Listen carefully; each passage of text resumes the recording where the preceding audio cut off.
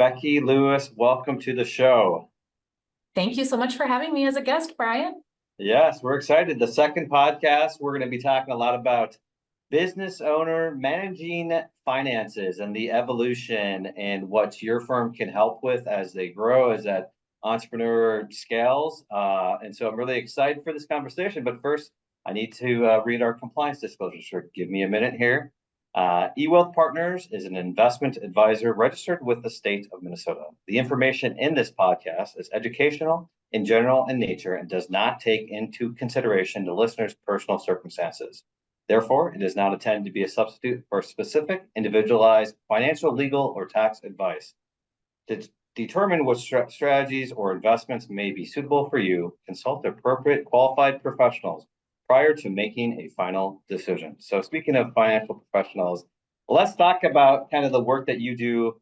Your team does it all in one county, but let's kind of start from our target audience for this podcast is really business owners, and it could be the small business owner, could be a single person shop, all the way up to might be 100 employees, right?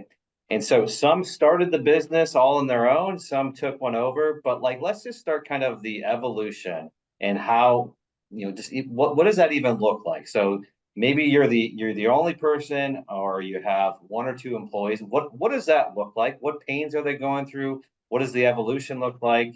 So let's start there.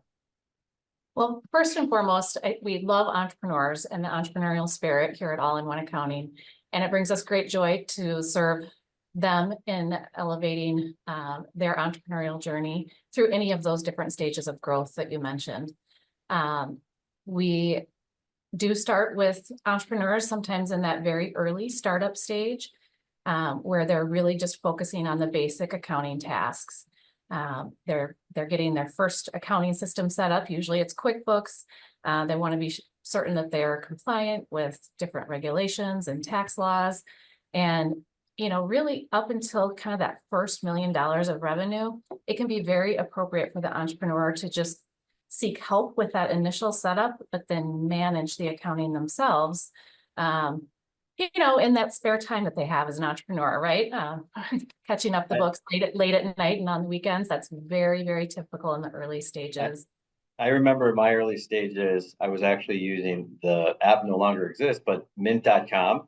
I was just using that to categorize, and I pushed that out to Excel, and boom, that's how I did the early days of accounting before it kind of evolved into QuickBooks. But I'm sure you guys have kind of seen it all. Maybe unfortunately, I'm just like, here's how I used to do it, and kind of just working towards a common system. So. And it's very common for a small business leader to manage their books in Excel, even to this day. Lots of times when clients are coming to us to seek kind of an upgrade to their accounting process and remove themselves from doing the mechanics of the work, they come to us with their spreadsheets that are tracking their income, tracking their expenses. And that can be very appropriate in that early stage to be sufficient for tax prep at year end. What's a couple quick just kind of advice to that target of it doesn't make sense that maybe, to evolve to QuickBooks, what are just some good things to note to make sure that they, have numbers that they can rely upon? Yes. Well, first and foremost, we're always giving guidance to set up a business bank account first and have that account separate from your personal financials and transactions. That's going to give you the most clarity to the inflows and outflows of cash and really aid you in tracking the income and the expenses. I think another pro tip, make sure you're invoicing your customers as quickly and efficiently as you can. Make it easy for them to pay you so that you can optimize your cash flow, get that money in the door as quickly as possible. And then I think last, I would say another tip would be, just really be certain you're partnering with a professional for your tax prep in those early stages of the business. That still is very important to make sure that you're staying in compliance, hitting the deadlines, and don't have any unknowns lingering out there. So all of that requires a lot of organization, which sometimes is not an entrepreneur's strong suit, but in the early days, those rigors are usually carried by the entrepreneur. Yeah, and I want to touch on hopefully later in today's podcast that when when do you want to consider outsourcing, and should you, does it make most sense to have the tax preparer be the bookkeeper or accountant as well? When do we look to separate it? So Mhm. I'm going to come back to that. Okay. But let's now go into the next phase of business life. That okay, now this is a real business, and now we are using something like QuickBooks type of thing. Like, what does that start looking like? Yeah, well, it's typically when a small business owner is, really wanting to get out of that day-to-day rigor of being involved in some of those administrative details, that they're ready to kind of upgrade the accounting process for their small business. If they have either time or knowledge constraints, they're ready to hand that off to someone else. And there is an initial cost, obviously, upfront in doing that, selecting an accounting software. QuickBooks Online is really predominant with a small business in terms of getting started. But there are some, one-time things, setting up your chart of accounts and establishing the process. And so there is a little bit of, that upfront work that can be a little daunting. But once the process is in place, things run very, very smoothly. Um, Is it oftentimes too, like, when they have that hired that first employee, where they're like, all right, this is getting a little bit more real. I got to figure out a payroll yeah. system. Is that- Oh, all of a sudden there's payroll considerations. Yes. So that can be another trigger point for outsourcing accounting. That's great that you highlighted that, Brian. Um, you know, ensuring accuracy and tax compliance and with all the withholdings.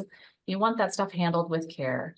And then also when you hire employees, sometimes there's employee benefit packages that, need to be considered.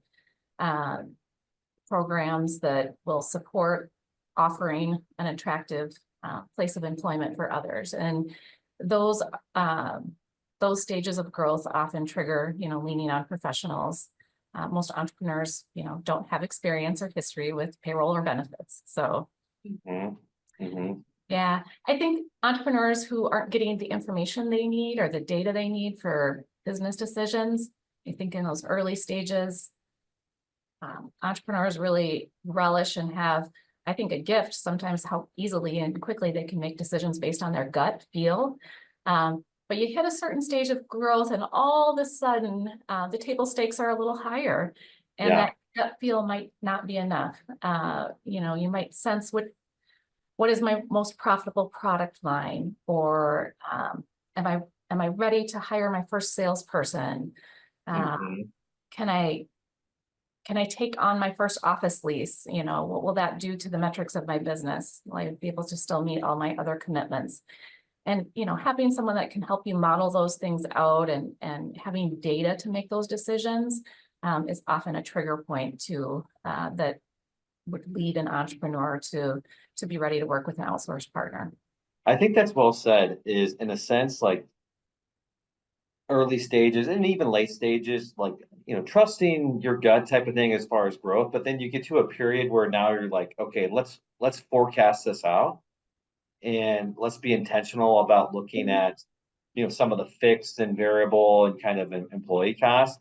And then Mhm. it's a matter of like really understanding those numbers. So that's when you kind of highlight this good segue is to like, now we're looking to bring in some outsource team, to help with some of the financial accounting, bookkeeping, and maybe let's start there. What is common for a service provider to provide? Like, what when they're financial, like, what does that mean? What's common service offerings that they can help with? Well, all of our solutions at All-in-One Accounting are customized to the client's need. So it can look very different from client to client. Of course, we have the basics of accounting that we simply must do, in terms of being sure all of the transactions are imported into the accounting software, properly coded, accounts are being reconciled, financial statements are being compiled and reviewed and analyzed. Oftentimes we're setting budgets. When clients come to us, it's often the first time they go through a budgeting process for their business, and then we can measure the actuals and understand where we had some differences each month or quarter, depending on the cadence the client chooses. And so there are, lots of, I would say, basic accounting principles, simply things we must do with each accounting cycle. But then there's, I would say, some things that are a bit more a la carte in terms of how deep a client might want to go with, say, budgeting or analyzing profitability by client or customer, analyzing profitability by product. Some of those types of things are determined based on the client's need and expressed interest. A lot of times they don't have budget to do everything right out of the gate. And we'll build that wish list on the side and tackle those projects as it becomes appropriate with their growth.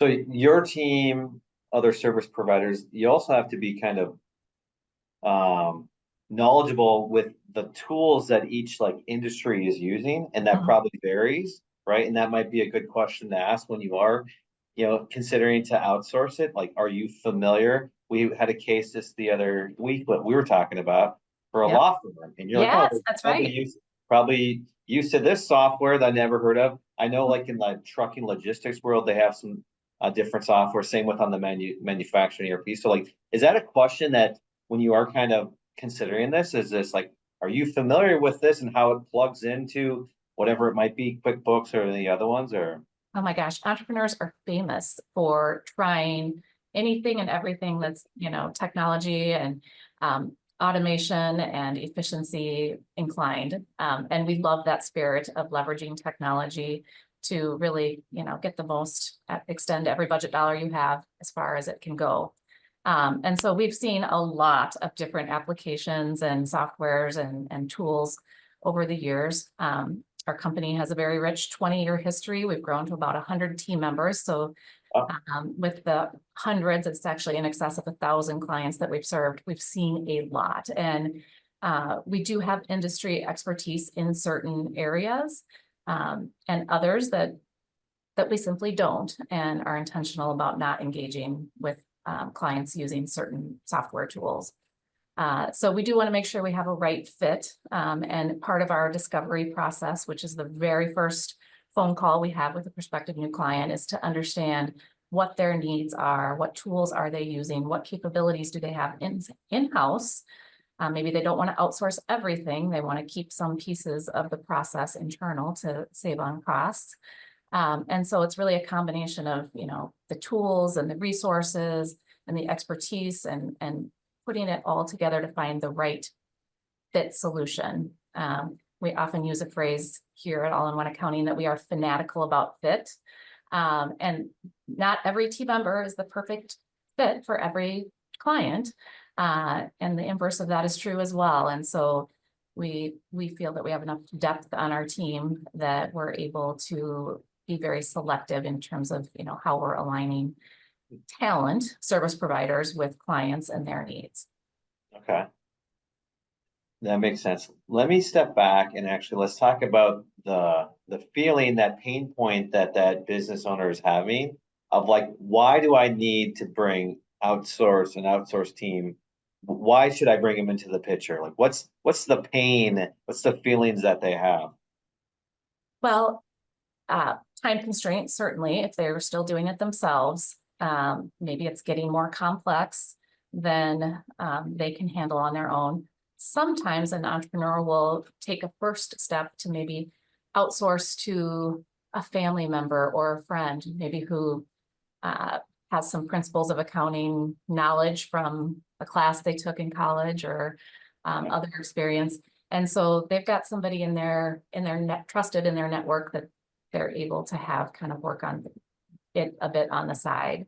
And that can be appropriate for a season during their stage of growth. But if they aren't getting the information timely, they don't have data to support the decisions they need to make for their business, you want to be able to take advantage of the opportunities when the market presents them. You want to avoid risks that could paralyze your business operations.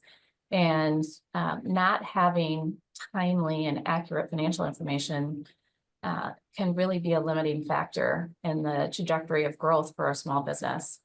So I think those are important reflections to just kind of check in on as you're scaling through that journey of growth. And then the entrepreneur has a decision to make. Do I want to continue to try and manage and lead this function of my business, even if I've got somebody, outsourced, that friend, neighbor, family member, doing the books? They still have overall accountability for leading and managing to ensure they're getting accurate and timely information. And as soon as they're ready to be relieved of that responsibility and outsourced to a firm that only does this, and this is what we do all day long, that's when they're finally, relieved of the leading the accounting and finance function for their business. They don't have to have answers for the questions anymore. They've got experts that are leading them rather than them trying to. I think that's so important, is like, how do we interpret the data? I mean, obviously, being a finance guy, financial planner, like, I'm, quite biased, but like, I feel to be a good business owner, like, you should really understand the financials. You don't have to be a pro, but you have to understand what the numbers are telling you, beyond just what's the income and what's the, expenses, and using that to make decisions. So is that kind of a role that you play too, is like almost coaching them or educating them? Like, here are some measures, uh, KPI financials that we should be paying attention to, from the leading to the lagging type of thing. Is that something like a all-in-one accounting will help with? Absolutely, Brian. So those are probably our best clients, the ones that crave that knowledge. They want to learn more. They're open to being educated. They aren't afraid to ask questions. Those can be very rich month-end conversations, and our team gets excited about having the opportunity to do that with a partner. And it is then often, once through that dialogue around helping educate the client on what the story is that their financials is actually telling them, that then we are able to highlight certain metrics and start tracking those over time to see the trends. And it's usually a combination of, what is the business owner most focused on? What are their goals? Where are they headed? And so then what metrics do we want to track to really shine a light on how we're performing toward achieving those goals? So they're not going to be just a set of canned metrics that we share with every client. Maybe we'll start there, but I think it's even more meaningful when we can tailor to the plans for growth and the goals of the small business. So oftentimes they take a little different shape and form over time. Okay. So now the business is growing, and actually, why make your offerings more a la carte? Like, what is that flexibility? Why does the business owner want that? Well, I think it can be a more comfortable place to start when you know that you're working with a partner who can grow with you and expand their services, or also contract and lighten up a bit if your business is going through a downturn or a season of change. I think a number of our clients really appreciated that during the years that COVID was impacting small business. Sure. To be able to scale up when there were needs for filings and applications for unique loans and grant opportunities that had never been present and available to them.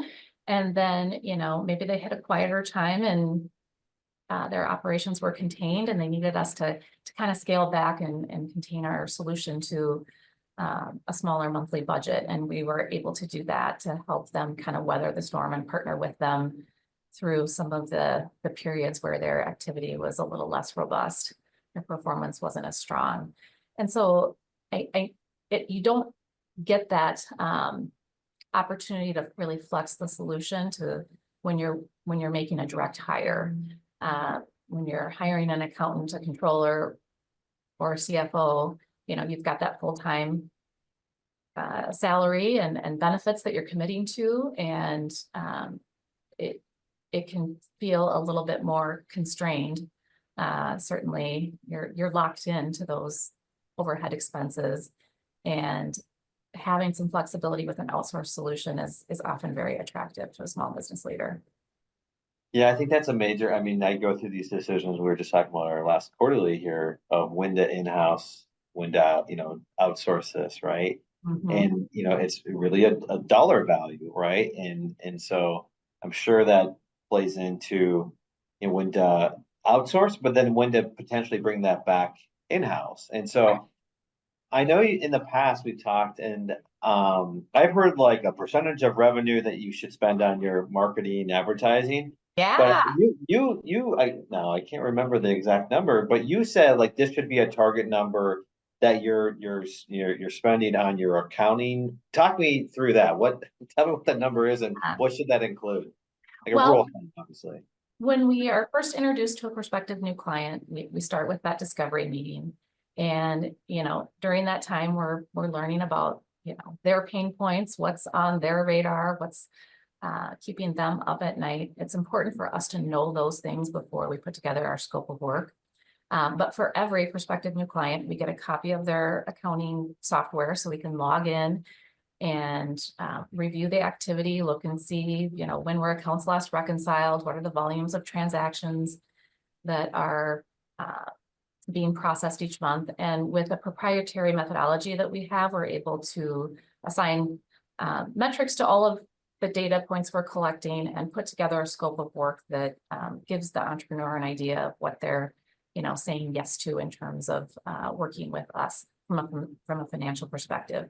And so not only do we outline what the range of fees is that we would expect, we'll also highlight, all of the different components of our process so they know what's in scope and what would be incremental if they would choose to add on or peel things off at some future point. Most of our proposals land around 3% of revenues as the total cost of the outsourced accounting service that we offer. And in the spirit of true self-reflection, I'll tell you, I just checked in on that for our own business pretty recently. It sounds like you may have had that reflection at your last quarterly planning session as well. Just really wanting to be sure that I was being a good steward of our expense budget and that we weren't, over allocating in that area. And so it's a nice checkpoint. I often will chat with folks in conversation about that 3% metric, and it's, the eyebrows kind of raise and the notes, get taken, and then eventually I get a follow-up call saying, hey, I realized we've got, we're investing a lot more in our accounting function than I realized, and I'd like to right-size this business to be sure that I have a solution that is right for where we are at this stage of our business.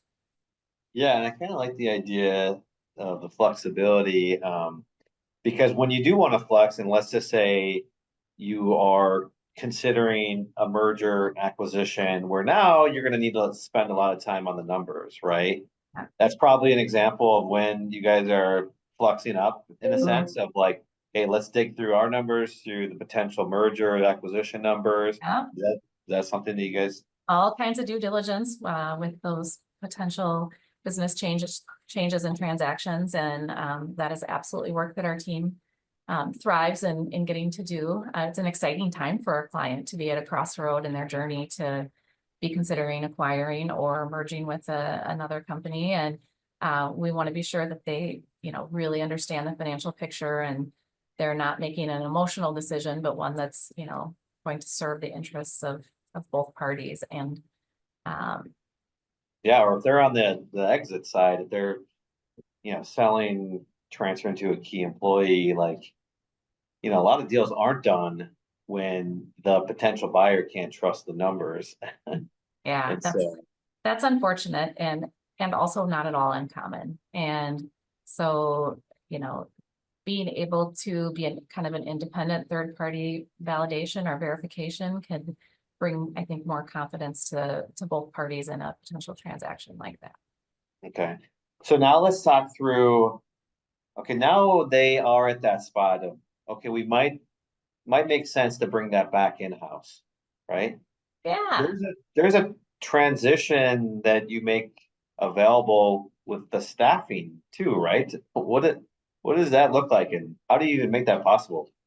Yeah, well, it is one of our greatest joys to see a client where we've been the outsourced fractional accounting solution, working part-time with them. You know, for them to experience that growth and acceleration in their business, where they need to hire their first full-time employee in their accounting department. That there's no better sign of a successful relationship than to see a client enjoy that kind of success. And so as we continued to work with clients over the years, they were asking us for help in terms of like, how do I hire my first accountant? Like, you guys have been handling this for me for years, and I don't know how to manage and oversee, and I don't know what questions to ask when I interview, and I don't have any way to know if they have the right skills. And so it just became a natural extension of our business model to offer our hiring talent, since we're hiring a number of accountants, controllers, and CFOs every year for our business, to be able to offer that same service for clients.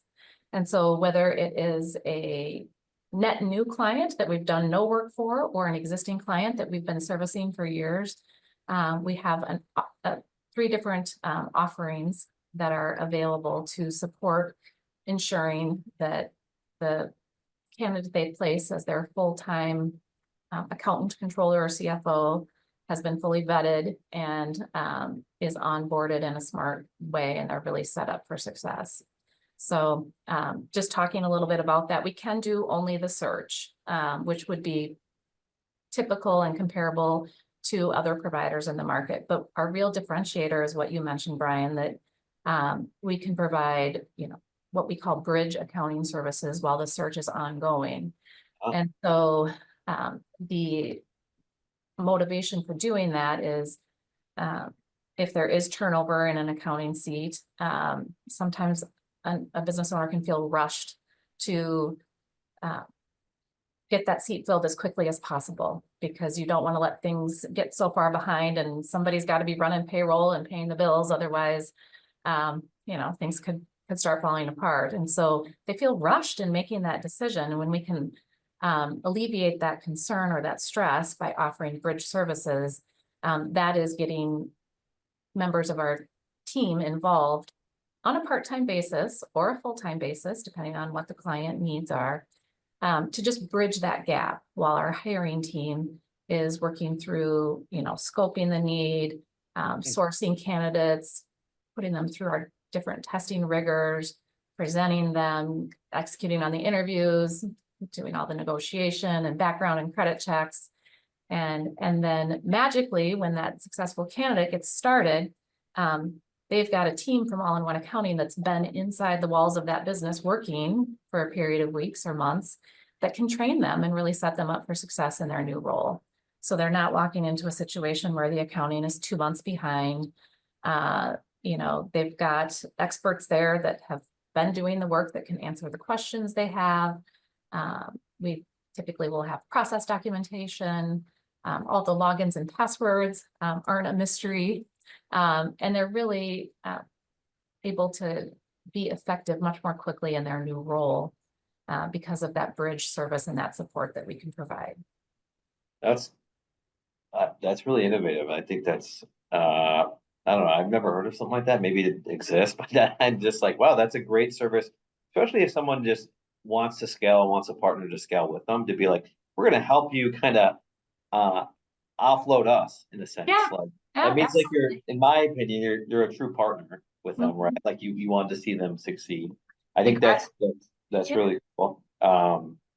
Let's actually talk about now, like why not use the CPA firm that does your tax and compliance tax filings? When does that make sense? Why do you, and because you guys don't do tax prep, tax compliance, correct? Correct. We do not. Why not? So we're laser focused just on the internal accounting, acting as the accounting function or department for our clients. And so that's everything from completing the transactional work to the oversight, to the leadership, all of the reporting and analysis that you mentioned earlier. Those are the accountabilities that we own. Most clients know to outsource their tax prep at very early stages in their entrepreneurial journey. So it's pretty common that when clients come to us, they already have a tax preparer or CPA is how they refer to them. And so we're happy to, be kind of the partner working in conjunction with them, and the relief we can give to the entrepreneur, because we handle all that coordination with the tax preparer in terms of the source documents and answering the questions and, getting the entries made in the books if there are adjustments. All of the things, happen very fluidly without the business owner needing to be involved. So you ask a great question in terms of why do we believe it's better to have two parties, two separate service providers, as opposed to bundling that solution with the tax preparer, because a number of tax preparers also do internal accounting for their clients as well. Certainly not all, but some do. And I think there are, just through the work we've done with clients, we've heard about some different pain points that have developed when that relationship is bundled together under one house, as opposed to having two separate service providers. I think there are pros and cons really with either approach. Probably when you're very small, the simplest approach is to have it all bundled, Sure. in with one relationship. But the downside of that is tax preparers get very busy at, certain times of the year. And those dates are not flexible. They do not change. And so we've had clients come to us because, they get out of sync or out of cadence with getting their accurate, timely financials during some of those peak season moments that are just simply part of life as a tax professional. And so for the business owner that really values having accurate, timely financials every month that they can rely on for decision-making, it might be better to separate the two different needs with two different vendors and have your accounting processed separately from your taxes. There's also advantages with having those two separate relationships, because you've got different sets of eyes, Sure. different perspectives. And those two voices can both bring value to the entrepreneur in different ways. And so I think it really just depends on where the small business is in their journey, and in terms of which would be most appropriate for them. Yeah, I mean, I'll speak from my experience. I mean, I did tax prep for over 10 years just to survive the early financial planning years, but honestly, just make some extra income. And my dad owned a tax prep shop. That the amount of pressure that tax preparers, CPAs, just in the filing requirements, like they do great work, but like just those deadlines, it's just so overwhelming to be like, oh, okay, then to also keep up with the monthly accounting piece is just kind of like, you have to really have the capacity to kind of have that built out. The other thing that I've seen from my perspective is you might be overpaying if you have your CPA tax preparer doing the accounting bookkeeping, because their CPA is well qualified. You might be paying their hourly rate. And so I've seen, I guess probably more than the alternative of actually why you would want to unbundle. I would agree with what you said, kind of those early stages, probably just one shop doing it all. But then beyond that, I tend to see more of like the unbundling.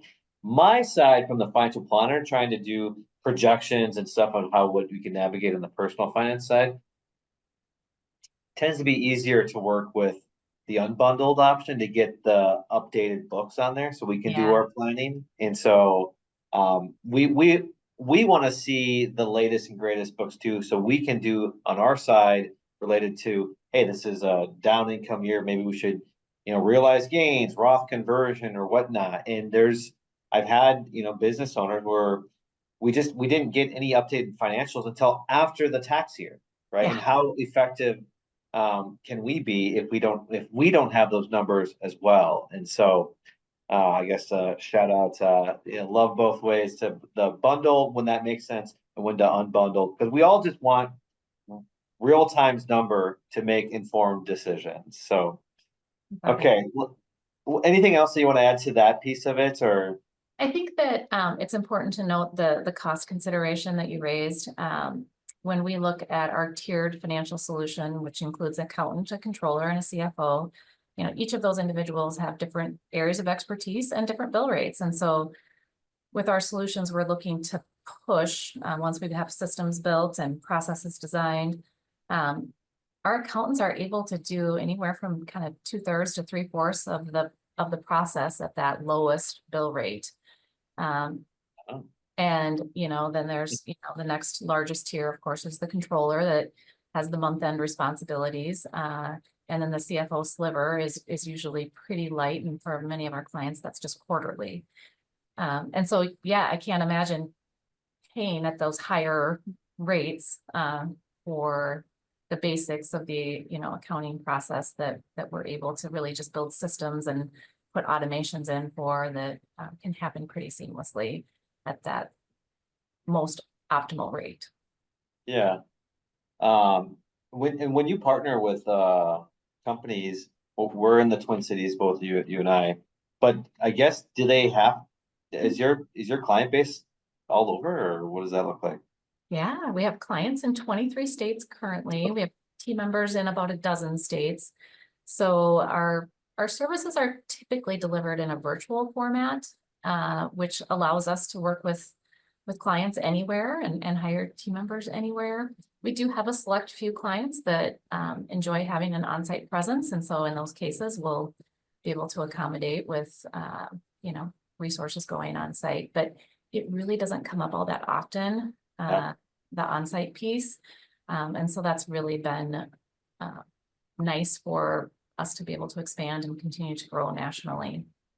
And you're also you have a nonprofit side of it all under one house, but there's work with nonprofits too.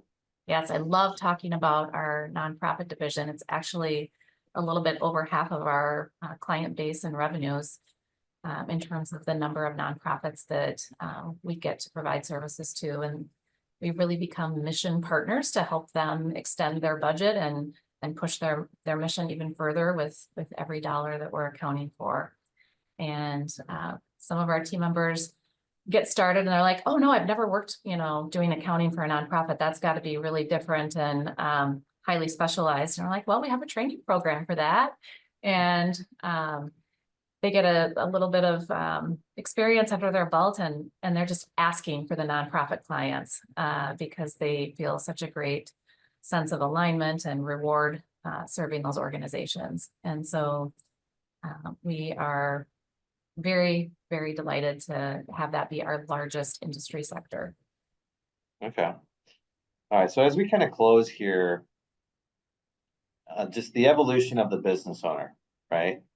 I don't know. There's could be like an hour's worth of advice, but just what have you seen at a high level? Just maybe some considerations as it relates to the accounting piece of it. Like, what are just some good things to remember that could maybe be each phase of life, business life? What are just some good advice that come to mind? Um, don't put off the inevitable. That would be my first reflection on that.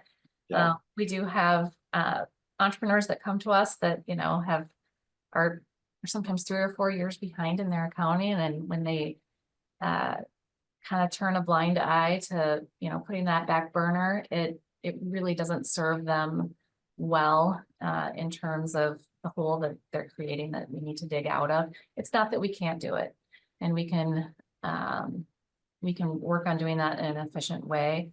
But nothing pains me more than to see, the interest and the penalties for the tax obligations that weren't fulfilled timely. It's really, you'll serve your business much better. And especially if you are inviting employees to work for you in the business, it's really your duty and obligation to stay current with your accounting and treat it with some priority status. So I think that would be probably my first reflection. My second is, take partners.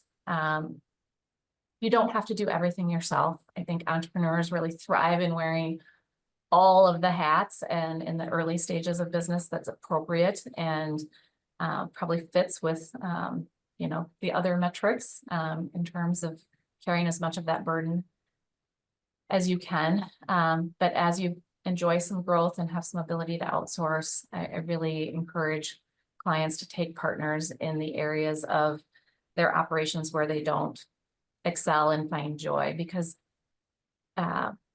entrepreneurs will tell us all the time, that the administrative burden of the accounting is just killing their entrepreneurial spirit. And it's not the reason why they started their business, and had no idea that it was going to be so stressful and be keeping them up at night. And this world needs entrepreneurs. Small business is the heartbeat, and being able to relieve and carry a burden for someone else is very fulfilling. Yeah. And so I think whatever the areas of your business are that, aren't bringing you joy, that are creating stress, please take partners. I think that is really a cornerstone of what we'd like to be able to do in terms of showing care to those who need it. Yeah, I love how you say partners, because we obviously eWealth partners, like, we want to feel like we're part of the same team, right? Mhm. We want to help our clients win. And just like you said, it's like almost kind of same with us, regardless of your situation. You want a path forward, you want a roadmap to go forward, right? And we'll help clean up the mess, right? And then we want to be a partner along the journey. And and then again, I'll just kind of close too with just the power of understanding the numbers to make informed decisions to scale your business is a beautiful thing for an entrepreneur. So, Becky Lewis, All in One Accounting. Hey, this was awesome. Thanks for being a guest on the show today. Well, I can't thank you enough for the invitation to join. And I do hope that others found value and maybe just even a little bit of inspiration in rededicating themselves to the financial components of their business and really harnessing the power of that data to make better decisions to accelerate and grow them. Absolutely. Congratulations on 20 years All in One Accounting. Yes. Thank you so much. Better have a big old party or something. That we will do, and you are on my guest list. Okay, great. All right. With that, thank you so much, Becky. Thank you.